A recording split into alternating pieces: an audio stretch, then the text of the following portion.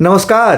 कहानी कलश में आपका हार्दिक अभिनंदन है। और आज मैं चंद्रकांता चुनी हुई कहानियाँ, ये जो पुस्तक मेरे हाथ में है, इससे मैं हत्यारा कहानी लेकर उपस्थित हो रहा हूँ। और इस संग्रह के बारे में, कहानी के बारे में मैं कुछ बात नहीं करूँगा, क्योंकि वो तो आप सुनकर ही खुद अपनी राय तय कर सकते हैं, अपने विचार तय कर सकते हैं। लेकिन मैं इस संग्रह के बारे में जो पुस्तक में लिखा है उसे मैं थोड़ा सुना देना चाहता हूँ कि रचनाकार मनुष्य विरोधी व्यवस्था के प्रतिपक्ष में बैठकर शोषण के विरुद्ध आवाज उठाता है। यही आवाज इस संकलन की कई कहानियों में आपको सुनाई देगी।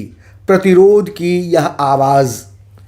आज हम जिस गुठिल समय में जी रहे हैं वह प्रगति के तमाम दावों के बावजूद अंतर्विरोधों और क्रूरताओं से भरा पड़ा है।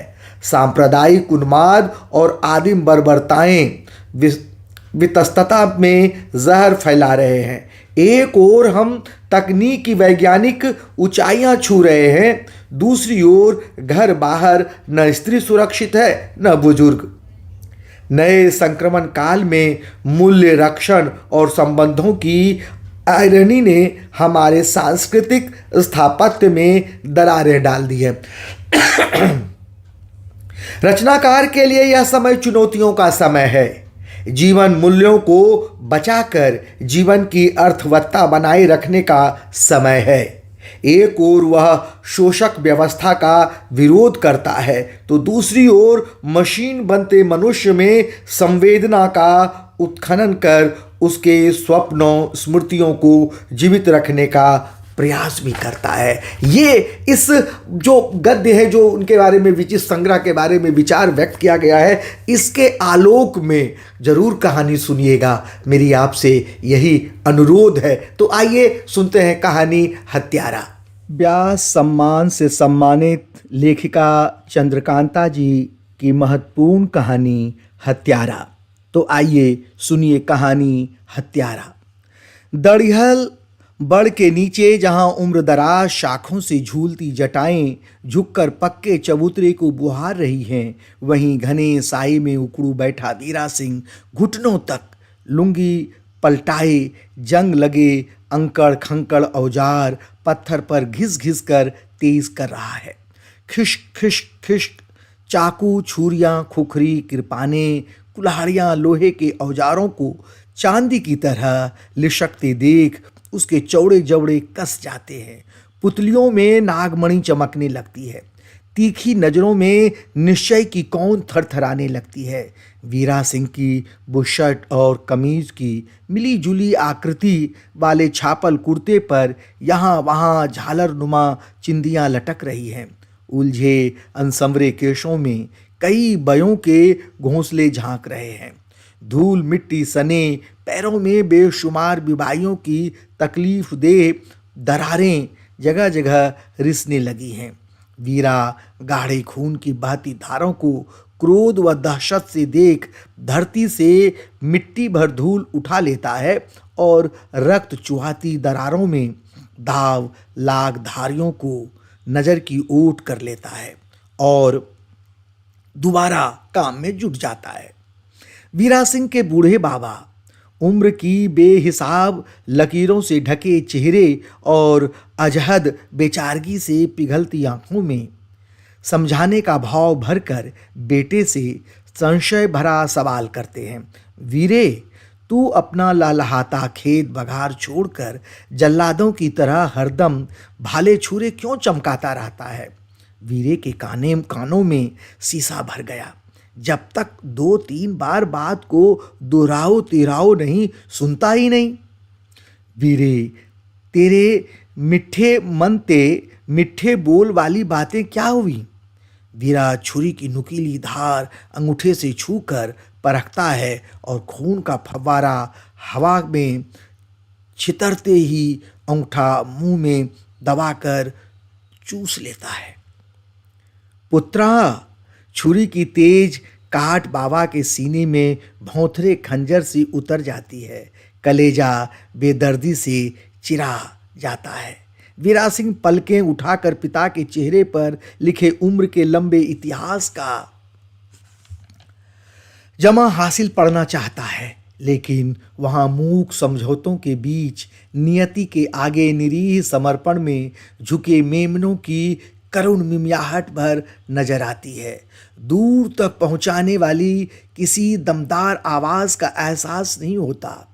वीरा सिंह निराश होकर जंग लगे लोहे के ढेर से एक चौड़ी खुखरी उठाकर दोहरी रफ्तार से पत्थर पर रगड़ रगड़ कर चमकाने लगता है। आवेश की ऊर्जा से उसके समूचे अंग कांपने लगते हैं, भूचाल से डोलती धरती की तरह। ज्वार भाटी सी मत्ती हुई सांसें सीना फूड़कर बाहर छितर जाना चाहती है। माथे से मोटे पसीने को धार रिसने लगती है। वीरे, मेरी बात का कोई जवाब नहीं। बाबा के बूढ़े पिंजर में अटके खांसी के दौर के साथ याचना भरा स्वर दोबारा फूट पड़ता है। आखिरकार वीरे को बाबा की आवाज़ सुनाई पड़ती है। हाँ बाबा, है ये ही छुरियां भाले, चांदी सी चमकती यह कुल्हाड़ियां देख रहे हो ना, यही मेरा जवाब समझ लो। इन्हें मैं गांव के बच्चे बच्चे के हाथ में थमा दूंगा। धीरे बोल वीरे, कोई सुन लेगा। बाबा हवा में गश्त लगाते आतंक से बेटे को आगाह करता है। पुलिस तुझे हथकड़ी पहना कर ले जाएगी, तू बच्चों को हत्यारा बना देगा। तेरा सिर क्या सचमुच ही फिर गया है? वीरा जवाब में पिता को टुकुर टुकुर देखता है। अनसंवरी दाढ़ी और कुमलाए चेहरे के बीच उसकी बच्चों सी निष्पाप आंखें चमकने लगती हैं। शायद वीरा सिंह का सिर फिर ही गया है। गांव वालों के पास ऐसा मानकर चलने के अच्छे खासे सबूत हैं। नीम की छांव में पसर कर लहराते देख गले से आकाश के पंखियों को बुल्ले शाह के रसीले गीत सुनाने वाले वीरा के गले में फांस सी अटक गई है और सख्त हाथ बोलने लगे हैं। तेज तुर्श बोली। उसका मुंह अक्सर डोरी खींचे बटुए सा बंद रहता है। कभी बोल फूटते भी हैं तो बड़े बेतुके, अल्लम गल्लम लफ्जों की अर्थहीन चीखें भर। सूने आंगन, नन्हे पैरों के निशान, भूतों के उल्टे पैर, बगनखे, कहर, कयामत, चीते, छलाबे और न जाने कौन कौन से दुनिया भर के मनहूस शब्द उसकी जुबान पर गोंद से चिपक गए हैं। हरदम लोहा घिसाते उसकी उंगलियों की खाल सख्त खुरदुरी हो गई है। पल भर भी तो वह रुकता नहीं, बैठकर सुस्ताता नहीं। उसे एक खालीपन से डर लगता है। रात झरते अंधेरे में जरा सा हाथ रोक उसने पेड़ के तने से पीठ टिका दी थी। मटमैले बादलों वाले सर्द आसमान की खोल में उस वक्त कुछ तारे टूट कर झर रहे थे। वीरा निर्विघ्न भाव से उन्हें ताकने लगा, लेकिन तभी चांद के दागदार चेहरे में नत्था सिंह का खूंखार चेहरा झांक आया था। एक के बाद एक करके कई नत्था सिंह खूनी पंजे खोलकर गांव पर उतर आए थे और गांव के बच्चों बूढ़ों को हाँक कर जुबा खाने की तरफ ले गए थे। वीरा सिंह बेसाख्ता चीख उठा था।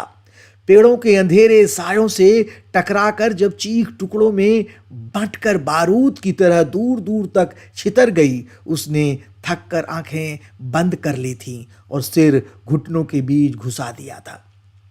वह कुछ सोचना चाहता था, लेकिन उसका दिमाग किसी तुमड़ी की तरह खाली और खुश्क हो गया था। अपनी बेतरतीब बिखरी दाढ़ी के एक एक बाल नोचता वह अपने मुर्दा शरीर में सुइयां चुभोकर अपने जिंदा होने को महसूस करना चाहता था। एक अशुभ चुप्पी समूचे गांव को अपनी गिफ्ट में कसे बैठी थी। अचानक बरगद की लंबी ऊंची डालियों के बीच एक बदसूरत गिद्ध दहलाने वाली चित्कार के साथ उसके केश छूता हुआ सिर के ऊपर से निकल गया। वीरा सिंह के सुन्न होते जिस्म में लिजे मांसपिंड के पास तेजी से कुछ हरकतें हुई। स्प्रिंग लगे खिलौने की तरह वह तेजी से उछला, मिट्टी की कच्ची दीवार के पार झांका। जाने क्यों वीरा सिंह ने अपनी दमदार मूंछों और घुंघराली दाढ़ी के बीच छिपे चेहरे का रक्त निचुड़ता महसूस किया। उसके रोम कोई वहशी सदा सुनने के लिए खड़े हो गए। हवा को आरी की तरह काटती कोई तेज चीख, सच्ची कोई आवाज थी वह, या महज उसका भ्रम था। खौफ में डूबा, एक बार बार बार एक प्रश्न बार बार भीतर दहल उठता, फिर कोई नत्था नंगे निहत्थों बीच अवतार बनकर तो नहीं आया। तब जाने क्या हुआ कि अंधेरे को चीरता हुआ वीरा सिंह मुट्ठियां भींचता दीवार के साथ साथ दौड़ता हाँफता नत्था सिंह के घर तक चला गया। हवा में अदृश्य पच्चापों को सूंघता हुआ। न कोई आदमी नहीं था, न कोई आदमी नहीं था। नत्थे के घर के बंद दरवाजे पर मोटा अलीगढ़ी ताला झूल रहा था और दरवाजे के साथ अपनी पीठ खुजाता एक खजियल कुत्ता वजनी खामोशी को अपनी कमजोर किंकियाहट से तोड़ने की कोशिश कर रहा था। वीरा सिंह दबे पांव लौटकर घर के भीतर चला गया, थका हारा। अंदर रो पीट कर चुक गई सुखवंत धरती पर निढाल पड़ी थी। हल्की गुगुआहट के बीच टूट टूट कर आती हिचकियों से उसकी नाजुक देह ताजी हलाल की गई बकरी की तरह गर्म देह सी कांप उठती और फिर दोबारा निश्चेष्ट सी पड़ी रहती। वीरा पत्नी पर निगरानी रखे दरवाजे पर ठूंठ सा खड़ा रहा। हाँ, निगरानी ही तो। सुखवंत बौराई हुई थी। उस वक्त उसके हाथ छुरी चाकू जो भी धारदार तीज लग जाती, दो चार के सीने में घोंप कर ही दम लेती। उसका रोष नत्थे पर नहीं, समूचे गांव पर था। उन दूध भरी छातियों वाली माओं पर जो अपनी सच्ची झूठी मुसीबतों के रोने रोती डोर बंधी गायों सी करामात देखने आई और सुखवंत की कोख उजड़ते देखती रही। वह कुछ करामातें उन्हें दिखाना चाहती थी। वीरा सिंह को अंधी आंखों, बहरे कानों और बंद दिमागों पर अफसोस था। भेड़ों और मेमनों पर भला क्या गुस्सा। गुस्सा तो उसका अलग ही किस्म का था। सुखवंत के गुच्छे गुच्छे केश चटाई पर यहां वहां बिखरे पड़े थे। वह उन्हें जोड़कर फिर से सुखी की चोटी में गूंथ नहीं सकता था। सुखी की दूध भरी छातियों में तेज नाखूनों से खुदे ताजे जख्मों के ऊपर जो नए नए खुरंड बन गई थे, उन पर लगातार बहती दूध की धार को वह रोक नहीं सकता था। वीरा मुर्दा घर में जिंदगी की उगती सांसों की महक लौटा नहीं सकता था और इन तकलीफों के बावजूद वह अपने हाथों को बगल में दाबे चुपचाप बैठ नहीं सकता था। धरती पर उल्टी पड़ी सुखवंत के दुख से विकृत हुए चेहरे पर आंसुओं की मैली लकीरें सूख रही थीं। सुगढ़ नाक की लिशकती लौंग जो सुखी की अलग ही पहचान कराती थी, रोने पीटने में जाने कहाँ गिर गई थी। वीरा का जी हुआ पास आकर सुखवंत के मैले चेहरे को अपनी कमीज के दामन से पोंछ ले, कम से कम गर्दन के नीचे तकिया देकर अपना चदरा ही डाल दे। ठंडी चटाई पर यों भी देह तख्ता हो गई होगी, लेकिन छूने से सुखी चौंक कर जाग गई तो न सुखवंत सोई रहे, नींद के आगोश में बेहोश रहे। फिलहाल वीरा को यही ठीक लगा। दीवार से टिकी खाट के पाए पर नन्हे बब्बल की छोटी सी फ्रॉक झूल रही थी। वीरा उसे छू कर देखना चाहता था। हाथ बढ़ाने से पहले उसने विवश सहम के साथ पत्नी की ओर देखा, लेकिन सुखवंत का चेहरा दीवार की ओर मुड़ा हुआ था। वीरे ने बड़े एहतियात के साथ फ्रॉक को छुआ, गाल से रगड़ा, नाक के पास लाकर सूंघा। अभी परसों ही खेत पर जाने से पहले उसने बब्बल को अपने चौड़े सीने में दुबकाकर ढेर सारा प्यार किया था। बिल्कुल ऐसे ही सुगंध उसके नन्हे मांस पिंड से फूट फूट कर जाती थी, मासूम दूधिया गंध। वीरा ने बच्चे को दो एक बार हाथों पर उछाल कर दुलारा था।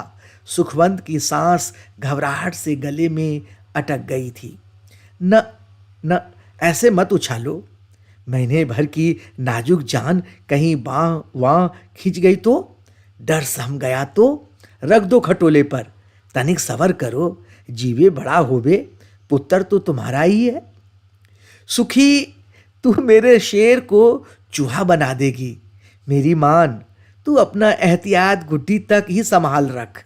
मेरा पुत्र है, अपना जैसा ही पट्ठा बनेगा, पत्थर जैसा सख्त। लेकिन सुखी तो गुड्डी को भी एहतियात के दुपट्टे से लुका न सकी। बब्बल तो मक्खन की डाली भर था, हत्यारे के छूने भर से ही उसकी सांस उखड़ गई होगी। वीरा सिंह की आंखों के आगे खुखरी की तेज धार आग की लीलती लपट सी लहकी और बब्बल गुड्डी की दूधिया गर्दनों से फूटता जिंदगी का सोता उसमें जज्ब हो गया। वीरा आगे सोच न सका। उसके लंबे चौड़े जिस्म को बिजली के नंगे तार छू गए।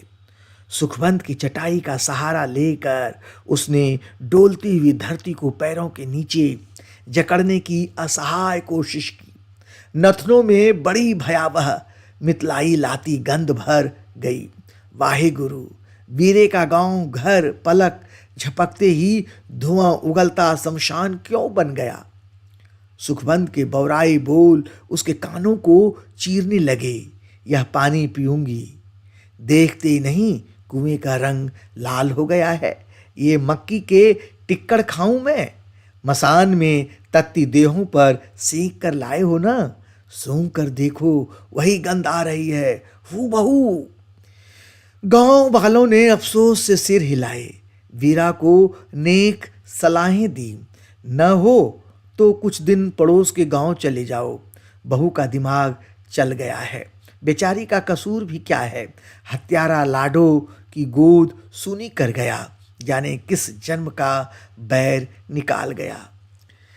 खैर खाओं ने दिलासे दिए, पाप का घड़ा भर जाए तो फूटना ही है। उसके घर देर है अंधेर नहीं, पापी की अंतरात्मा उसे नोच नोच कर खाएगी। और पुलिस कचहरी तो सजाए मौत देगी ही, जान के बदले जान। वीरा सिंह ने खुखरी की तेज नोक कलेजे में महसूस करते भी कृपान की मूठ पर मजबूती से हाथ कस दिए। नहीं, पड़ोस का गांव सुखी का दुख भुला न पाएगा। भगोड़ा बनकर वीरा भी खुद को माफ न कर पाएगा। माँ की कोख में पलते बच्चे भी बोली सीखते ही उसे नामर्द कहकर हिकारत की याद करेंगे। ऊपर वाले और पुलिस कचहरी के इंसाफ में सुबह न होते हुए भी वह लाशों की खींचतान में विश्वास न करता था। वह तो जिंदगी को घिनौनी मौत से बचाना चाहता था। कच्ची दीवार के पार नत्था सिंह का चूना पुता घर अंधेरे में किसी हड्डियल कंकाल सा चमक रहा था। दूर से किसी सियार का रोता हुआ स्वर सन्नाटे को चीर कर निकल जाता। वीरा सिंह खुली आंखों से हतप्रभ देखने लगा। बबूल और कीकर की डालों पर टंगी नत्था सिंह की खोपड़ियां हंसती नाचती जोर जोर से मंत्रों का उच्चारण करती हुई, और मासूम बच्चे खिड़कियां दरवाजे मुंदे घरों में दुबके सहमे हुए। वीरा सिंह ने तभी तय किया कि वह इन नन्हे मासूमों के लिए मुट्ठी भर किलकारियां और खुला आकाश खरीद लेगा। हाँ, वह अस्त्र चमकाएगा। जब नत्था सिंह धार्मिक यात्रा कर गांव लौटा था, उस वक्त वीरा तीर तलवारों की बात नहीं करता था, बल्कि सुबह की ओस भीगी हवाओं में हीर के दर्द भरे गीतों के सुर महका रहा था। हीर आखदी जोगिया झूठ बोले, हीर आखदी जोगिया झूठ बोले, कौन रुड़ा मार मणान वदाए, मैनू दिट्टा न कोई मैं दैंडू, थकी जेहड़ा गया नू मऊ लियाम वदाए। दूर तक फैली गेहूं की बोलियां अपने सोने के रंग में गुमान से लहरा रही थी। वीरा सिंह ने खेत में खड़े खड़े ही पड़ोस को गांव में लौटते देखा था। नत्था सिंह एड़ी चोटी गेरवे लवादे से ढका हुआ, गले में रुद्राक्ष की मालाएं लटकाए लंबे लंबे डग भरता कच्ची पगडंडी लांग रहा था। वीरा सिंह ने गीत रोक कर सत श्री अकाल किया। नत्था सिंह ने हवा में ऊंचा उठा सिर आवाज की तरफ जरा मोड़ कर देखा और सीधा तीर की तरह निकल गया। खेतों के बीच मीड़ पर झुकी बबूल की टहनी से उसका गिरवा लबादा कंधे के पास चिर गया। नत्थे के माथे को की त्योरियां गहरा गई। गांव में पग धरते ही अब शगुन हो गया। चिरे लवादे से ध्यान हटाकर उसने सामने नजर आते गांव को देखा। कच्चे पक्के घरों, टाट लगे टप्परों और फूस की छप्परों वाली झुग्गियों के 4-6 बिखरे बिखरे से झुंड जौ डोरों की तरह खेतों में यहाँ वहाँ छितर गए हों। नत्थे को गांव की छतें नीची और झुकी हुई नजर आईं। वह दबंग शहरों के बीच होता हुआ बड़े बड़े तीर्थ घूम कर आया था। कई मंजिला इमारतों, लंबी चौड़ी कंक्रीट की सड़कों और बेहिसाब कारों, बसों, फटफटियों की भीड़ वाली भागती दुनिया को देख चुका था। ढेरों ढेर साधु सन्यासियों, औघड़ संतों के बीच रहकर उसने भीतर से उठती आवाज़ सुन ली थी और वह आवाज़ गांव वालों तक पहुंचाने के लिए नत्था गांव वापस लौटा था। ऊँघते हुए गांव को देखकर उसे विश्वास हो गया कि 100 साल पीछे के युग में आंख मूंद कर जीने वाले मदन, फत्ते और दिदारा सिंह के बीच वह अपना सिक्का जरूर जमा सकेगा। वीरा सिंह के घर की दीवार पर थोपे गोबर के गोल उपले सूख रहे थे। पीले फूलों वाली तोरी कुम्हड़े की लहलहाती बेलों से घर ढक सा गया था। भीतर से ट्रांजिस्टर की सुरीली आवाजें आ रही थीं। नत्था सिंह के नथुने अनाम गुस्से से फूल गए। पट्ठा शहरी बाबू बनने लगा है। भजन पूजन के बदले फिल्मी गीत सुनता है। सच्ची झूठी खबरें सुनाकर गांव वालों को बहकाता है। नत्थे की बाईं आंखें फड़की। उसे लगा वीरा उसके अवतारी महत्व को मानेगा नहीं। गांव वालों को उलट सुलट पढ़ाकर गड़बड़ भी करा सकता है। मुड़ते ही नत्था सिंह चौंक गया। किसी नन्हे बच्चे के रोने की आवाज आ रही थी। यह कब हुआ? छोरी तो साल भर की ही हुई थी अभी। हिया नत्था चौकन्ना हो गया। ना मेरा पुत्तल, ना। आ लोना नहीं मेरा बब्बल। नकियाती सी आवाज में सुखवंत तुतलाकर छोरे को लाड़ कर रही थी। नत्थे की आंखों में ईर्ष्या और हिकारत का मिला जुला भाव तैर गया। पुत्र, लाडो दा पुत्र, बड़ी पुत्रा वाली बन गई है और वह पुत्र दा पियो। हल्की मूठ पर हाथ धरे धरे ही सत श्री अकाल उगल गया। पास आकर पैरी पौना करने से मूछ नीची हो जाती। 4 जमात क्या पढ़ी कि खोपड़ी उलट गई। धर्म कर्म में विश्वास नहीं रहा। होठों में स्पष्ट सी बुदबुदाहट के साथ उसने कदम बढ़ाए और जूती की ठोकर से घर का उड़का द्वार फटाक से खोल दिया। कर्कश सी आवाज के साथ दरवाजे की चूलें हिलीं और दोनों कपाट खुलकर 2 तरफ लटक गए। कौन?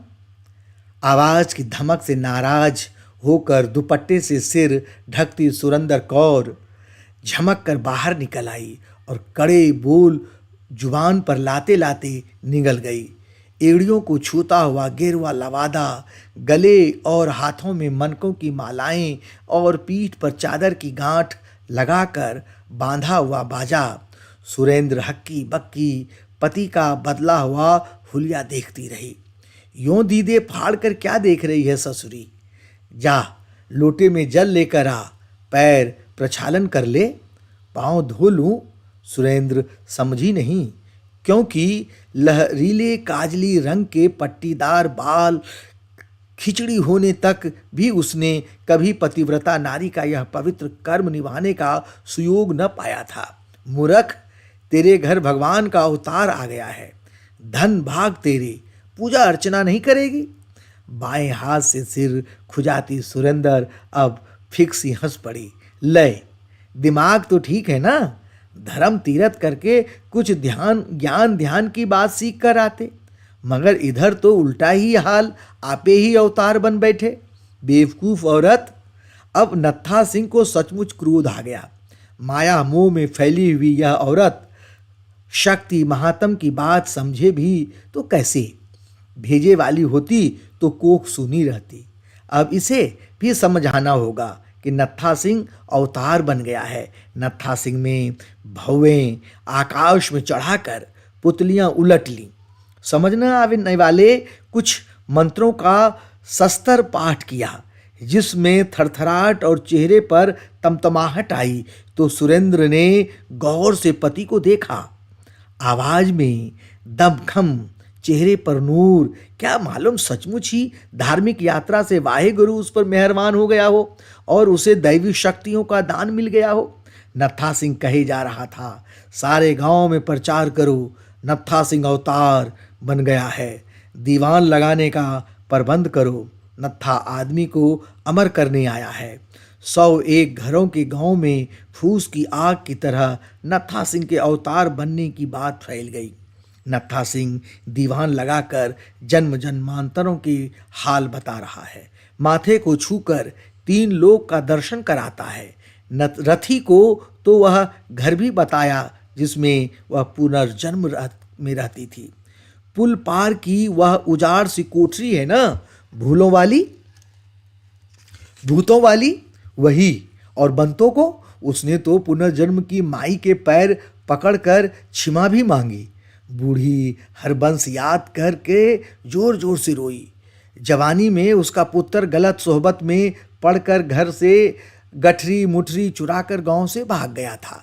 बाद में डाकुओं के गिरोह में पुलिस की गोली का शिकार हो गया था। लोग गदगद थे। हाड़ कपाती शीत में कंबल दोबड़ों से जिस्म ढके दूर पार के गांव से लोग इकट्ठा हो गए। रोज मर्रा की घटनाहीन कछुआ चाल जिंदगी में खरगोश की चंचलता समा गई। घोर असमंजस में मुंह बाए भगत भक्ति ने जय जयकार करते नत्था सिंह के दर्शनों के लिए निकल पड़े। मंजीत ने तवे पर पड़ी रोटी जलती छोड़ आटे सने हाथ दुपट्टे से पोंछ लिए और कमली की बाह गह नत्था सिंह के घर की ओर भागी। नत्था सिंह करामात करता है, उसकी सूनी गोद भी भरेगा। महिपा आए दिन रोटी के टुकड़े के साथ मुट्ठी भर ताने खिलाता है, दूसरी बोटी घर लाने की धमकी देता है। मंजीत अपना दुख अवतार को सुनाएगी। ठसाठस भरे आंगन में आसन जमाकर नत्था सिंह ने हारमोनियम पर दीवान लगाया। लोग करामात देखने सांस रोक कर बैठ गए। त्रिपत की बेटी कुरलाने लगी तो माँ ने छातियाँ मुंह में देकर आवाज बंद कर दी। न, आवाज नहीं होना, चुप। नत्था सिंह का सिर आसमान छूने लगा। सामने मेमनों की भीड़ थी, अंधी बहरी गूंगी, सोच की खिड़की बंद किए निरीह 2 पायों की तरह। लेकिन वीरा सिंह, सुरेंद्र आप ही बुलाने गई थी। सुखवंत ने हाथ वेला नहीं कहकर क्षमा मांगी। घर द्वार छोड़कर जाए भी कैसे, बाल बच्चों को दूध पानी कौन दे। वीरा तो लिहाज मुरव्वत छोड़कर बेइज्जती पर उतर आया। भरजाई जी, वाहे गुरु दे बंदे सभी एक जैसे, उसकी मेहर चाहिए। प्राजी से पैरी पहना कहना मेरी तरफ से। और वीरा सिंह गांव भर की हलचल से तटस्थ रोज की तरह हल बैल लेकर खेत को चला गया। दोनों मियाँ बीवी के कान पर जू नहीं रहेंगी। अवतार का सरासर अपमान। नत्था सिंह की आंखों में खूंखार बहशीपन उतर आया। लंबी दाढ़ी को निचोड़ता सा वह होठों में कुछ बुदबुदाया। सेवा में खड़ी 2 आकृतियां इशारा पाकर पास आ गईं, एक पुरुष दूसरी स्त्री। नत्था सिंह आकृतियों के कान में कुछ फुसफुसाया। भावहीन आकृतियां झुककर दोहरी हो गईं और बाहर चली गईं। नत्था सिंह की उंगलियां हारमोनियम पर कस गईं। ऊंची दहाड़ भरी आवाज में उसने कुछ धार्मिक बोल गाए। भीड़ के रेले ने आवाजें मिलाईं। हल्की भारी आवाजों के उफनते दरवाजे पर फिर वही दो आकृतियां प्रकट हुई। इस बार दो सहमे बच्चों को गोद में जकड़े हुए। नत्था सिंह ने बायां हाथ उठाकर भीड़ को शांत रहने का आदेश दिया और भीड़ की सांस आशंकित उत्सुकता से थम सी गई। तभी नत्था सिंह ने दोनों बच्चों को घुटनों के बीच दबाया। छटपटाती चीखें उभरने के साथ ही तेज खुखरी की धार कमलनाल सी गर्दन पर फेर दी। ताजे खून का फव्वारा उछलकर नत्था सिंह का चेहरा रंग गया। भीड़ में भय की लहर उठी और दहशत भरी चीखों का तूफान उमड़ पड़ा। शोर से घबराकर दूर तक फैले पेड़ों की शाखों पर चहचहाते पंछी दहल गए और बेचैनी से पंख फड़फड़ाते गांव छोड़कर आसमान के खोखे में गुम हो गए। नत्था सिंह ने भीड़ को खामोश रहने का इशारा किया। अवतारी स्वरूप प्रकट करने का वक्त तो अब आया था। ठंडी पड़ती देहों के इर्द गिर्द नत्था नाचता रहा। कमंडल से अंजुरी भर जल छिड़क कर मंत्र पढ़ता रहा। उसकी आंखों में खून का रंग घुल गया था। जल छिड़कते उंगलियां कांप रही थीं और सदियों से छली गई भीड़ खौफनाक सन्नाटे में पलकें उघारे अवतार की करामात देख रही थी। नत्था ने बच्चों को काट दिया था। अब वह जादूगर जल छिड़क कर उन्हें अमर कर देगा। बच्चे दोबारा जी उठेंगे, किलक कर माँ की गोद में छुप जाएंगे। जय हो भोले शंकर तेरी कृपा हो, वाहे गुरु तेरी मेहर हो। नत्थे के साथ धरती घूमने लगी। मंत्र पढ़ते उसका गला खुश्क हो गया। भीड़ की सामूहिक सांस रुकने लगी। जय हो अवतार जी, देर न करो, अपनी शक्ति का प्रदर्शन करो। जय हो महाराज। लेकिन आसपास के देवताओं ने आंखें मूंद लीं, कान बंद कर लिए। उत्तेजित भीड़ अब काबू से बाहर हो रही थी। नत्था दोनों बच्चों को बगल में दाबे भीतर वाले कमरे में चला गया। क्या पता हवा में डोलते भूत प्रेम उसकी शक्ति पर साया डाले रहो। भीतर कमरे में जाकर अमरता प्रदान करनी होगी। नत्था सिंह ने अपने पीछे द्वार बंद कर सांकल चढ़ा दी। लोग सांस रोक कर प्रतीक्षा करते रहे। कुछ होगा, कोई करिश्मा। हवा सिसकारियां लेकर बहती रही। करिश्मा करिश्मा, खोल दो दरवाजा, दरवाजा तोड़ दो। कुछ आवाजें छटपटाईं। पकड़ लो हत्यारा, पापी पाखंडी। यह शायद वीरा सिंह के बाबा की आवाज थी। थरथराती गले की नसों को तोड़कर बाहर आती आवाज। ऊपर वाले की मार थी उसके घर पर। सुखी बहू नन्हे की मालिश कर खोखले पर धूप में छोड़ गई। बाबा गुड्डी को बब्बल के पास खेलती छोड़ 2 मिनट बंसे से बात करने लगा। बस इतनी ही देर में गिद्ध बच्चों को उठा ले गए। अभागा बाबा बहू को क्या जवाब दे। अचानक भीड़ के आगे तना पर्दा चिंदी चिंदी होकर बिखर गया। हत्यारा, खूनी, पाखंडी, आसमान को लीलने वाला आतंक भरा शोर दूर दूर तक फैल गया। वीरा सिंह बुल्ले शाह के रसीले बोल गाते थम गया। क्या हुआ? खून, हत्या, किसने, किसका? नत्थे ने। वीरा के हल बंधे बैलों की जोड़ी बीच खेत गड़ी रही। धरती का भार कंधे पर उठाए और लोग अंधाधुंध भागते रहे। भागो, दौड़ो, पुलिस, खूनी। सवाल पूछना हवा में तलवार भांजना था। वीरा लोगों के समुद्र को चीरता, हाथ पैर मारता हुआ किनारे खड़े लोगों की चीखें आसमान छूने लगीं। कुछ बूढ़े सिर उसके कंधे से टकराए, कुछ कांपती बाहें उसे भीतर जाने से रोकती रहीं। भीतर सुखी बच्चों को सीने में छिपाए धरती पर उल्टी पड़ी थी। बच्चों की रक्त सनी देह से उसकी दूध भरी छातियां रंग गई थीं। है कोई माइका लाल जो सुखी से उन्हें अलग कर सके? हथकड़ियों से जकड़े नत्था को पुलिस जीप की तरफ खींच रही थी।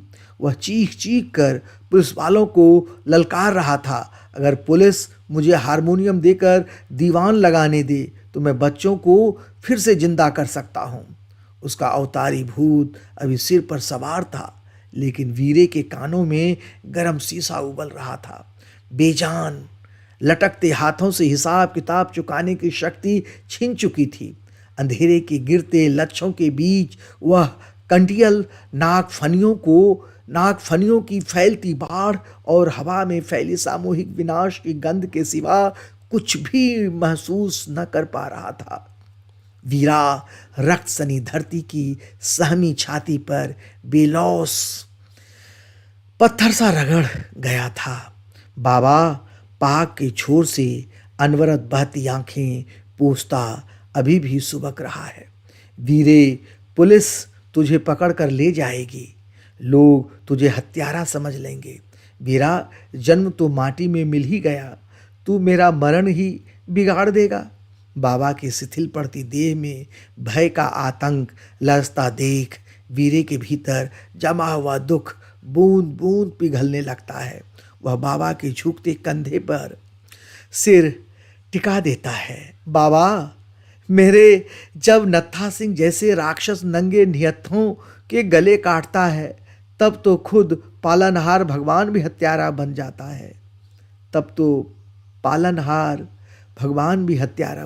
है। कहानी समाप्त। यह कहानी आपको कैसी लगी?